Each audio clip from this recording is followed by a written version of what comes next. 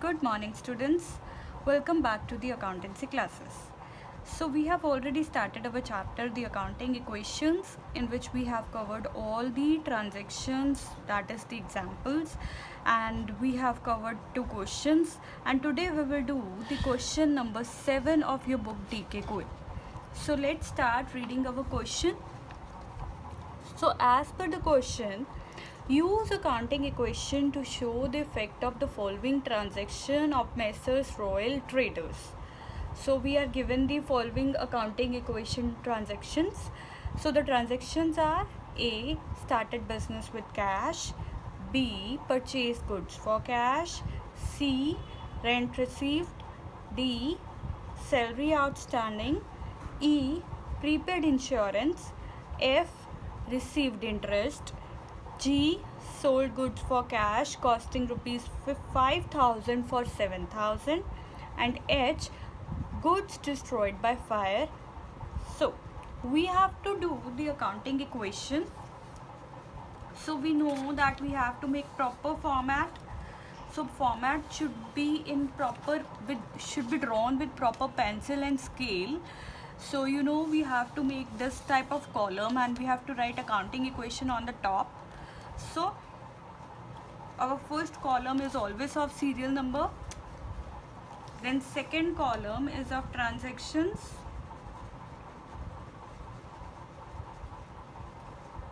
right? Draw another line. Then we know third column is of assets equals to liabilities plus capital. So we are having transaction number 1, that is first transaction is started business with cash. Business start किया है with cash, मतलब कि asset आया है cash में, और उधर हमारे पास राइट हैंड साइड क्या है, कैपिटल लेके आए हैं हम in the form of cash. तो हमारे पास यहाँ पे क्या आ जाएगा, एसेट में कैश, इधर क्रेडिटर्स कोई भी नहीं है अभी, पर हमारे पास कैपिटल आई है. तो हमारे पास अमाउंट है इसकी रुपीज़ 1,20,000. क्रेडिटर्स में कुछ भी नहीं है और कैपिटल हो जाएगी 1,20,000. डन. तो यहाँ पे हम एक लाइन ड्रॉ करेंगे.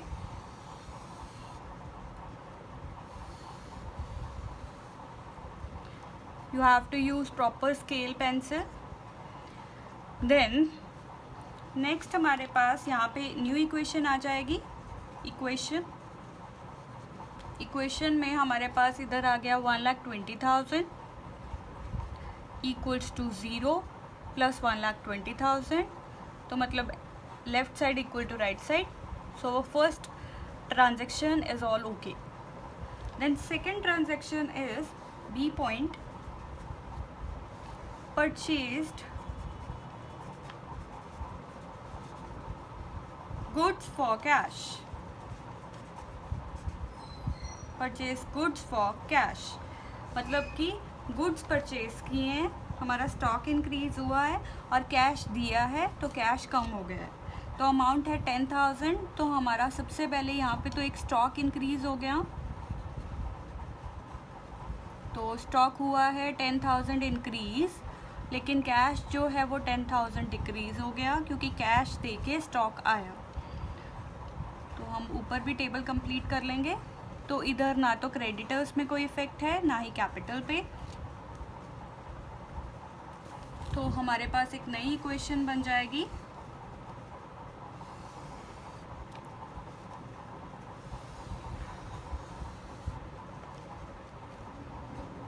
$10,000 प्लस 1,10,000 इक्वल्स टू 0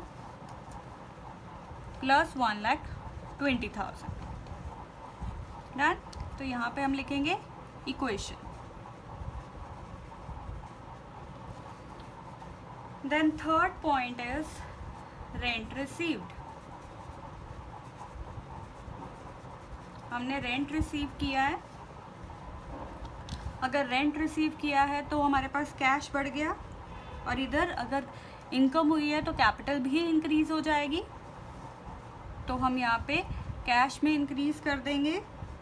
रेंट हमें 5000 मिला है, स्टॉक में कोई चेंज नहीं है, क्रेडिटर्स भी सेम, और कैपिटल में भी जो हमें ये इनकम हुई है वो इंक्रीज कर देगी कैपिटल को। तो यहाँ पे हम एक लाइन ड्रॉ करेंगे। तो यहाँ पे हमारे पास बैलेंस आ जाएगा 10,000 प्लस 115000 इक्वल्स टू 0 प्लस 1,25,000। डन। तो ये हमारे पास इक्वेशन आ गई।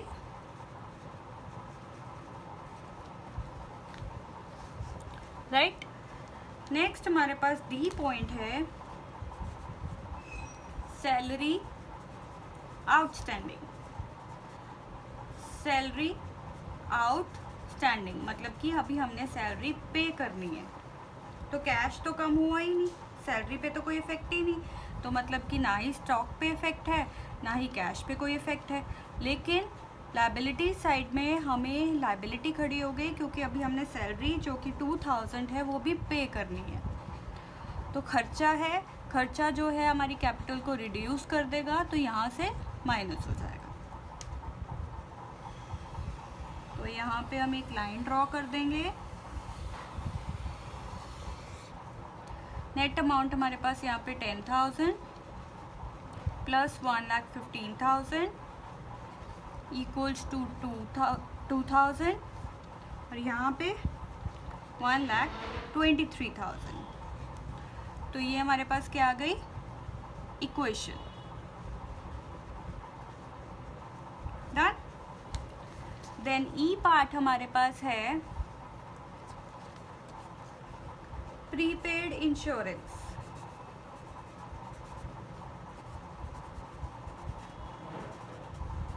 प्रीपेड इंश्योरेंस में हमारे पास मतलब कि हमने इंश्योरेंस पे कर रखा है, तो एडवांस में पे कर रखा है, तो हम यहाँ पे प्रीपेड इंश्योरेंस हमारा एक एसेट होता है, तो यहाँ पे प्रीपेड इंश्योरेंस ऐड हो जाएगा।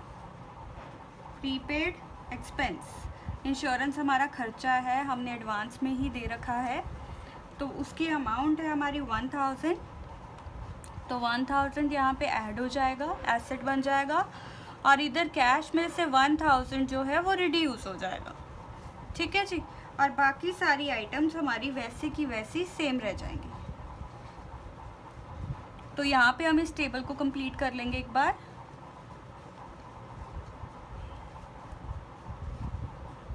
Zero zero plus plus 0 0 0 plus. Done. तो यहाँ पे हम एक लाइन ड्रॉ करेंगे फिर से, एंड हमारे पास यहाँ पे बैलेंसिंग अमाउंट आ जाएगा 1000, स्टॉक हमारा 10,000, और ये अमाउंट कैश रह गई 1,14,000, और इधर क्रेडिटर्स 2000, और कैपिटल हमारे पास है 1,23,000। Done. Next point we are having is received rent, sorry received interest. तो सबसे पहले यहाँ पे इक्वेशन लिखेंगे। हमें हर लेवल पे ना चेक करना है कि जो हमारा एसेट है वो इन दोनों का टोटल इक्वल आ रहा है। तो अगर हम यहाँ पे चेक करें तो यहाँ पे जब हमने न्यू इक्वेशन बनाई थी तो 1,20,000 इक्वल टू 1,20,000, यहाँ पे भी इन दोनों को टोटल किया 1,20,000 और इधर भी 1,20,000, राइट। फिर हम थर्ड स्टेज पे भी जब आएंगे तो यहाँ पे भी देखेंगे कि तो यहाँ पे 1,25,000 बन गया इन दोनों को टोटल करके, तो इधर भी 1,25,000 हो गया। इधर देखेंगे प्रीपेड इंश्योरेंस में भी, तो इधर भी 1,25,000 है और इधर भी टोटल किया तो 1,25,000 है। फिर हम इधर देखेंगे जब प्रीपेड इंश्योरेंस की एंट्री की तो ये हमारे पास 1,25,000 बन गया। हाँ, ये 1,25,000 फिर इधर बन गया और इधर भी 1,25,000 है, राइट। फिर हमारे पास नेक्स्ट पॉइंट है F point, that is received interest. हमने इंटरेस्ट रिसीव हुआ है, तो इंटरेस्ट रिसीव हुआ है तो कैश भी आया और इनकम हुई है तो कैपिटल भी इंक्रीज हो गई। तो यहाँ पे हम एंट्री पास करेंगे, कैश हमारा 700 से बढ़ गया और इधर कैपिटल भी 700 से इंक्रीज हो गई and rest of items will be the same, तो +0 +0।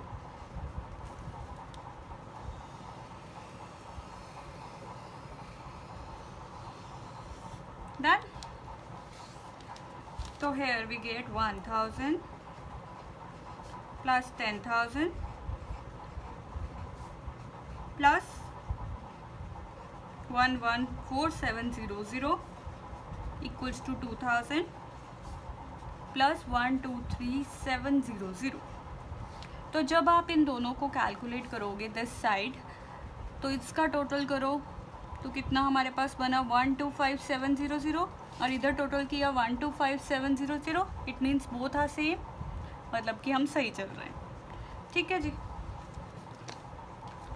नेक्स्ट हमारे पास G पॉइंट है, सोल्ड गुड्स फॉर कैश। यहाँ पे पहले इक्वेशन लिखेंगे, costing ₹5,000 for ₹7,000। 5,000 का हमारा स्टॉक था, उसको 7,000 में हमने सेल कर दिया, तो क्या हमारी एंट्री होगी? तो हमें कैश मिला है 7,000,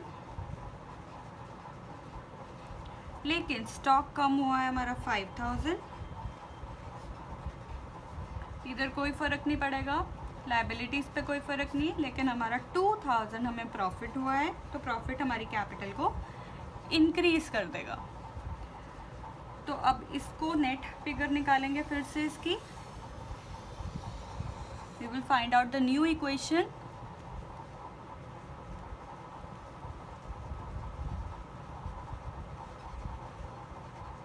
$1,000 plus 5,000 plus 121,700 equals to 2,000 plus 125,700। Done. तो हमें इनसे पता चला कि हमारा एसेट अगर कैलकुलेट किया तो asset equals to liability plus capital. तो अगर इन दोनों का टोटल करोगे तो 127,700 इधर आया और 127,700 इधर आया। दैट मीन्स हम सही चल रहे हैं, हमारा both left side and right side both are equal. अब हमारे पास लास्ट जो है H पॉइंट, वो है goods. Goods destroyed by fire। Fire के साथ हमारा स्टॉक जो है वो ख़त्म हो गया, स्टॉक को आग लग गई, तो हमारा स्टॉक कम हो गया और अमाउंट है 500, तो स्टॉक माइनस हो जाएगा ₹500 से। प्रीपेड एक्सपेंसेस पे कोई फ़र्क नहीं पड़ा और इधर हमारा कोई फ़र्क नहीं पड़ा, लेकिन हमें लॉस हुआ और लॉस हमने किया था। कहाँ पे जाएगा अगर लॉस होगा? तो हमारी कैपिटल को रिड्यूस कर देगा। तो यहाँ पे हम 500 माइनस कर देंगे क्योंकि हमें लॉस हुआ है, तो हमारी नेट कैपिटल में जो नेट अमाउंट है वो रिड्यूस कर देगा। तो यहाँ पे हम एक लाइन ड्रॉ करेंगे, राइट। ये लाइन ड्रॉ हो गई हमारी। फिर एक और लाइन ड्रॉ कर देंगे क्योंकि इसके बाद हमारा क्वेश्चन ख़त्म हो चुका है। तो यहाँ भी हम लिखेंगे फाइनल इक्वेशन। फाइनल इक्वेशन है ये हमारे पास।